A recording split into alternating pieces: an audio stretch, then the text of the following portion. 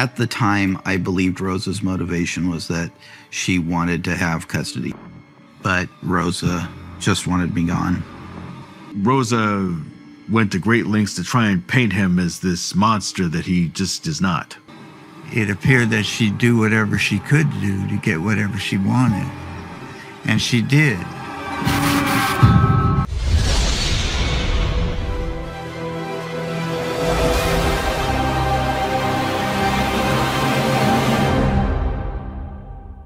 Today, we're going to break down a brutal example of how the family court system leaves men completely vulnerable to false accusations, manipulation, and devastation until the damage is already done.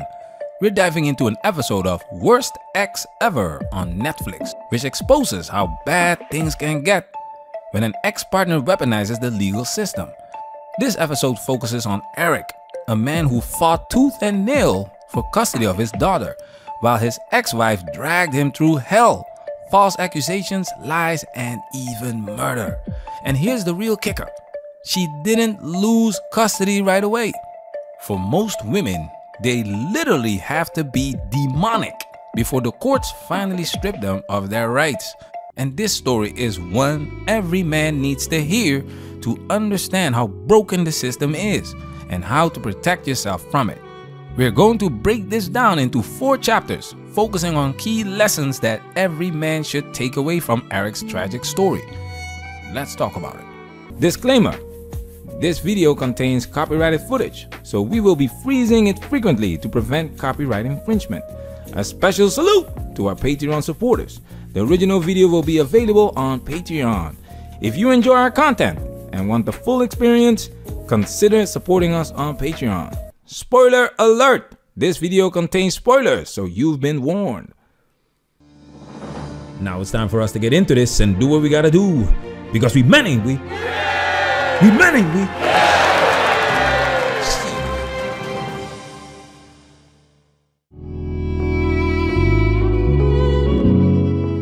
He seemed happy.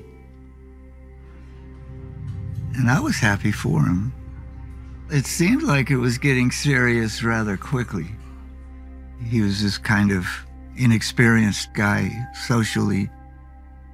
Rosa was his first real girlfriend. After Rosa and I got engaged, May seemed very happy and thrilled and already had lots of ideas on things we could do.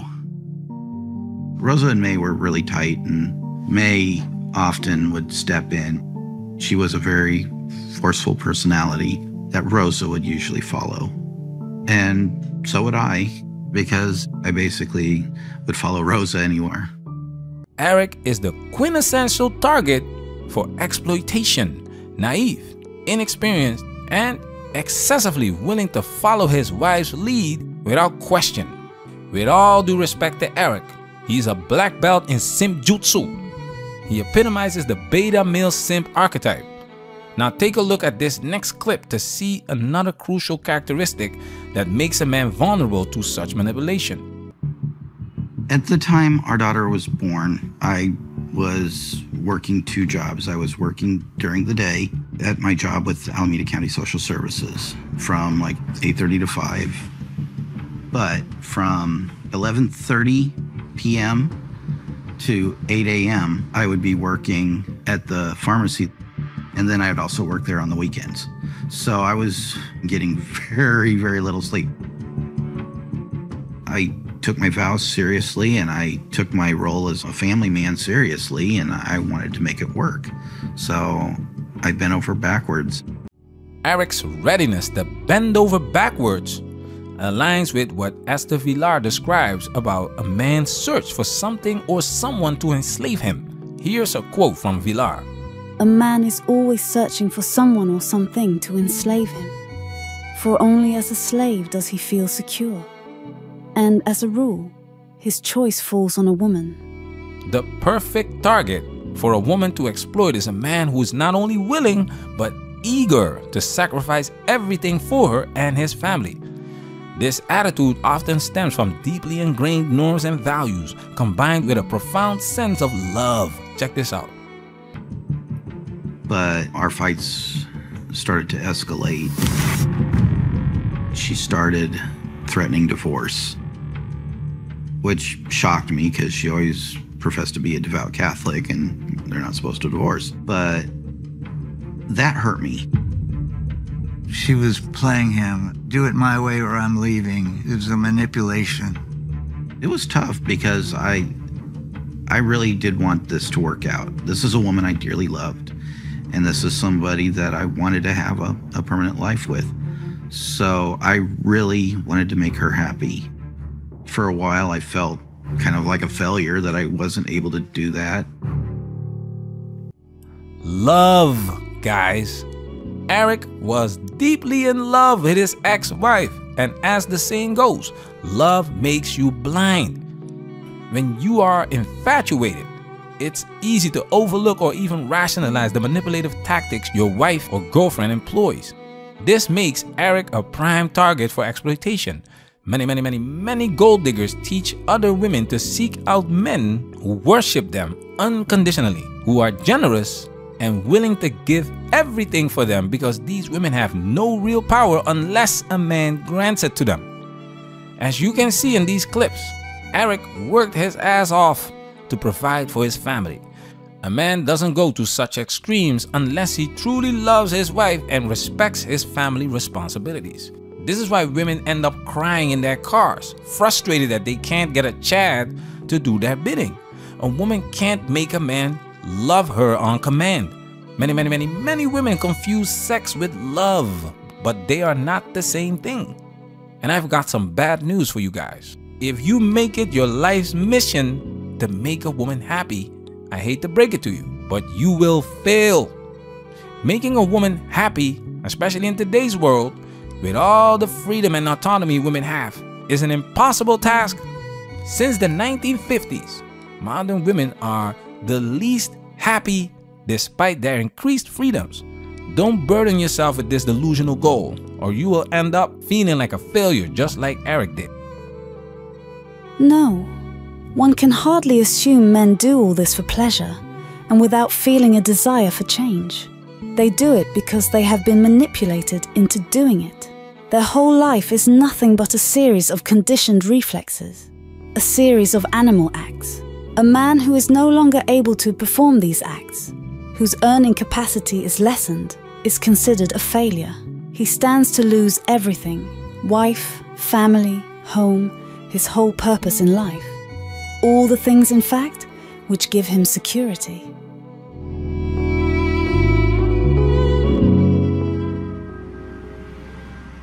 I met her fairly soon, I guess, into it.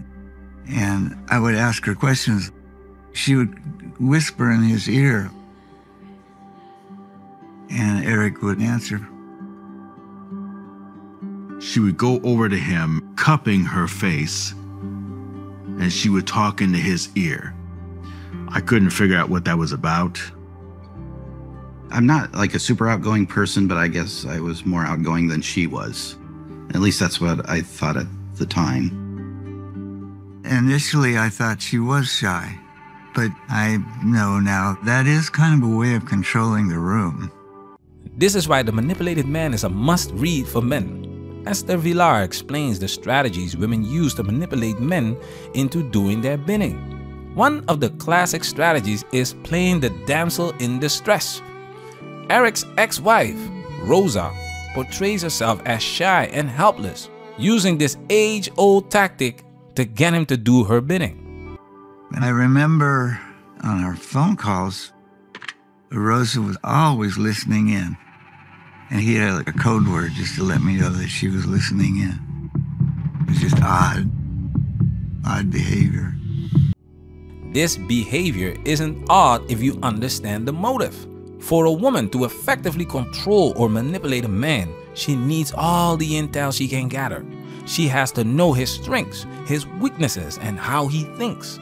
That's why Rosa was listening in on Eric's conversations. And because Eric was so caught up in his emotions, despite knowing she was eavesdropping, he didn't see it as a red flag.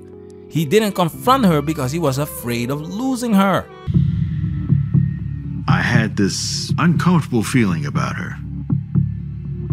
I could sense there was a certain tension beneath the surface. I didn't want to say anything at the time because I didn't feel it was honorable to do so, so I held my tongue.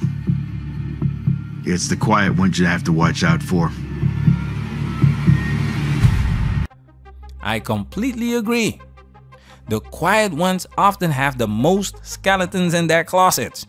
And as for Eric's friend, I get it. You don't want to hurt your friend's feelings when he's head over heels in love. But sometimes tough love is necessary. Eric ended up paying a steep price for not recognizing these signs sooner. And he probably wishes someone had warned him. Trust your gut, fellas. Most of the time, the red flags are there early on. You don't need months for them to reveal themselves. But when you're inexperienced and infatuated like Eric, it's easy to ignore the warning signs. By the time we got to Valentine's Day of 2004, being that it was the season, love is in the air, I asked her to marry me. When she said yes, I was elated, I was excited. Rosa and I got married in April of 2005. I was just so happy watching her come on down the aisle and take my hand as we took our vows. This was definitely the way I wanted my life to be forever after. When we got to Hawaii on our honeymoon, my hope was that Rosa could relax, because during the preparations for the wedding, she was stressed out. I mean, planning was hard, and we just ended up having a lot of arguments. It's like she was always kind of agitated. And about a week into our honeymoon, we ended up having a really big fight. In the course of this fight, she threw a punch at me. She missed me. But that was the first real, warning sign. No, that wasn't the first warning sign.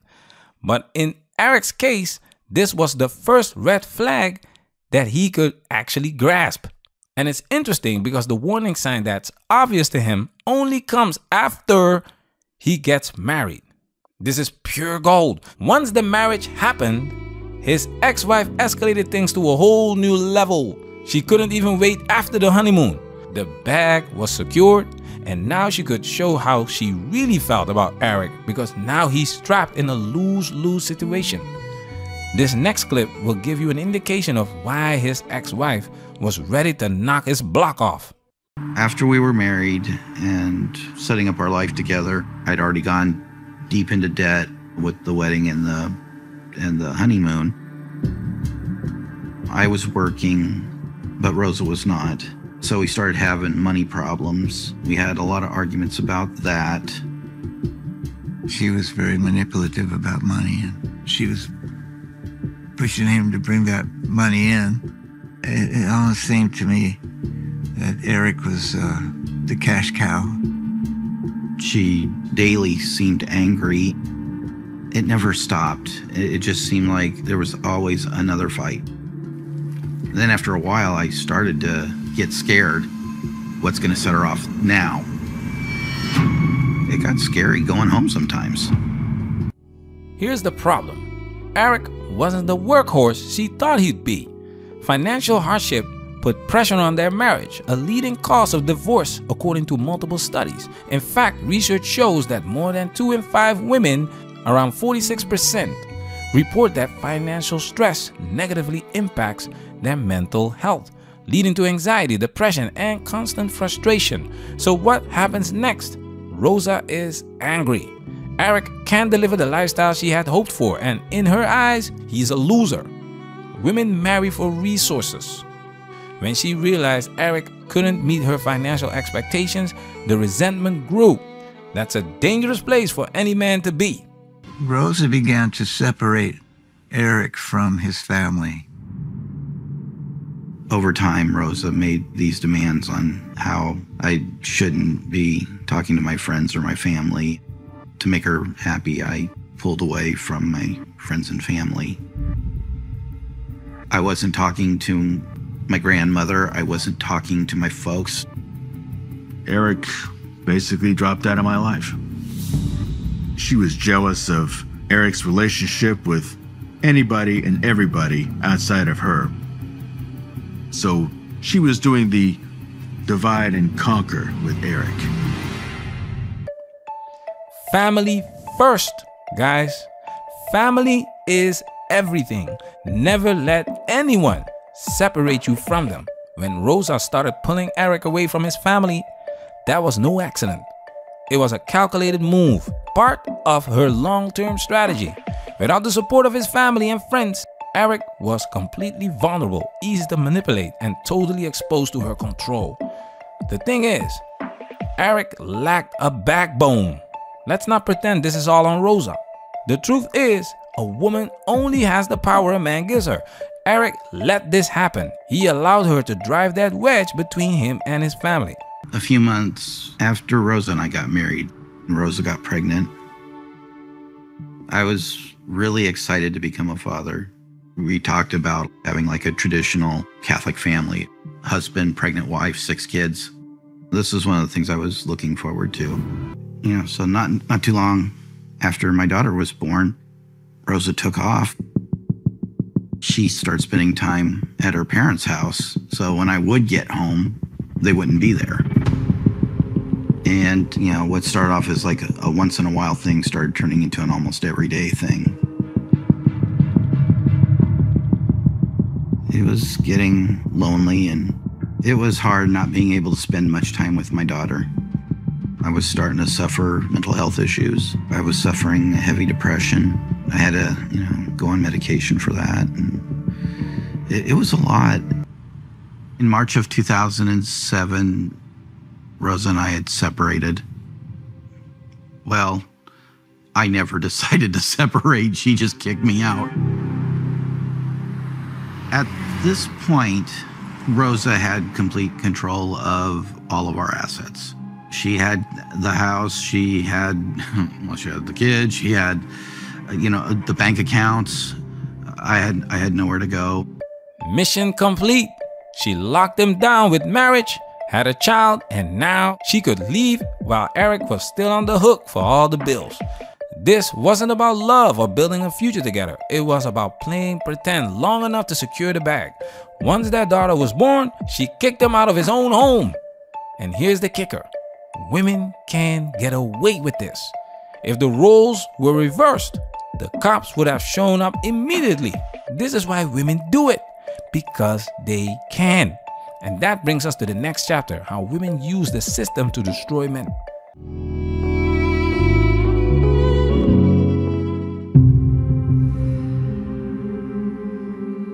At this point, Rosa wasn't letting me see our daughter at all.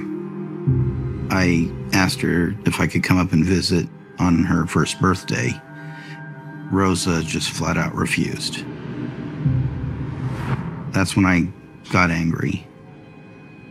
I decided at that point that I would sue for custody.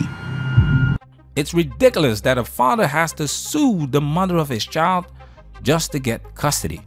Notice how rare it is for this to happen the other way around. A woman can, on a whim, decide that the father of her child no longer gets to see his daughter, no longer has a role in her life. Just like that. You see how twisted the system is? But here's the crazy part. While Eric's trying to do right by his daughter, his ex-wife pulls a move that shows just how easily the system can be manipulated. Of course, it got ugly. Rosa sent an email to my job stating that I was off my medication and that I was going to shoot the place up. My office suspended me while they investigated this claim. I never owned a gun, and I never violated the medicine protocol that my doctor had put me on. She calls his job, claims he's mentally unstable, and boom! He's suspended from work for months while they investigate. All it took was one phone call. No proof, no deep investigation, just a quick move to cripple his life. This is how fragile a man's standing is in the system. Guilty until proven innocent. I didn't want to lose my job. I have lawyers' fees and all these other bills that I got to deal with. This investigation went over a period of a couple of months. They ordered me to go see a psychiatrist.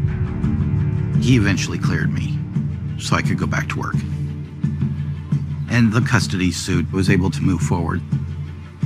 The judge ruled to give me 50% custody. I was really excited. And what happened to his ex-wife after making those false claims? What did the system do to compensate Eric for the lost months of connection with his daughter? Absolutely nothing. He's just expected to pick up the pieces and move forward, while she is already planning her next attack. A few months after I was granted 50% custody, Rosa made a new allegation against me. She called the cops and said that I was sexually abusing our daughter. She tried to use this as an excuse to make sure I lost any custody that I had in court. This is very frightening. There's not much sympathy for child abusers. That accusation was extremely damaging. I was constantly in a state of fear. Any minute I could lose my job, never see my daughter again, possibly even lose my freedom if they believed her. And this is where the system's bias really shows. With no evidence and no real investigation, Eric gets thrown right back into the grinder. Guilty until proven innocent. That's how easily a man's life can be turned upside down by a false accusation. Through the course of the investigation by the court, it was determined that Eric didn't have any inappropriate sexual contact with his child. The allegation was completely fabricated. Over time, Rosa became less cooperative. She started to refuse to do what she was ordered to do. People just weren't believing her anymore, and that caused her to become more combative. The most conflict she had was with the family court mediator. Almost every time there was a report he had to turn in, he had a statement of some sort of conflict with her. The court started to give me more custody. What started off as a 50-50 custody turned into 60-40, 70-30, and eventually 85% physical custody for me and 100% legal custody for me. What happens next is enraging. Even after she's caught lying, the court doesn't hand Eric full custody right away. Oh no. Instead, it's a long, dragged out process. He gets custody back in tiny increments. First 60-40, then 70-30, then 85% physical custody, and finally 100% legal custody. This woman literally needed to become a full-blown demon before the courts finally took her seriously and gave Eric what he should have had from the start: full custody of his daughter. Now, if the roles were reversed, do you think a man could get away with this? Not a chance. One false move, and the system would have stripped him of his rights in a heartbeat. But because it was the mother making the false accusations, the court was hesitant, dragging it out and giving her chance after chance. The foolishness, especially considering what happens next. Here's the sinister plan that Eric's ex-wife and her mother hatched to get full custody back. Having lost her child to Eric, Rosa and her mother came up with a plan that they dubbed Operation Custody. Operation Custody was a plan to try to get the legal rights back to Rosa Hill's child. And to accomplish that, the plan was to murder Eric's grandmother and blame the murder on Eric, and to get Eric to write a confession that he killed her because she had confronted him with the sexual abuse of his child, and that he became enraged and killed her and put her in the garbage can in the back of the home. Their plan continued that in that moment of despair, Eric Hill would himself, and there'd be no legal custody for anyone except for Rosa Hill. It would have been proven that she was right all along, that Eric was a murderer, that she didn't pull a fraud on the court, and that she was rightfully reunited with her child. The life of a 91-year-old woman who was an innocent in all of this didn't matter. She was caught up in a larger plan to get custody of her child. Here's the thing, this kind of behavior doesn't come out of nowhere. This woman was showing signs of being manipulative and controlling long before things escalated to murder and false accusations. But as we see time and time again, these traits are often ignored until it's too late. And this is what men need to understand. Controlling, manipulative women don't just become that way overnight. It's a slow process. The warning signs were there from the beginning, but Eric was trapped the moment they got married. Once that legal bind was in place, she knew exactly how to manipulate the system, exploit it, and turn Eric's life into a living hell. The family court system is broken, and it's designed in a way that allows this kind of exploitation. It protects women, even the ones who are clearly unfit, while men are forced to jump through endless hoops just to prove their worth. Eric's story should be a wake-up call for every man out there. Know the system, protect yourself at all times, and don't let anyone manipulate you into thinking they hold all the cards. Because once you're in, the system will do everything it can to make sure it's nearly impossible to get out without being completely destroyed. Patreon gang, salute! Manipulative, we working. Protect yourself at all times. This video has officially been highlighted.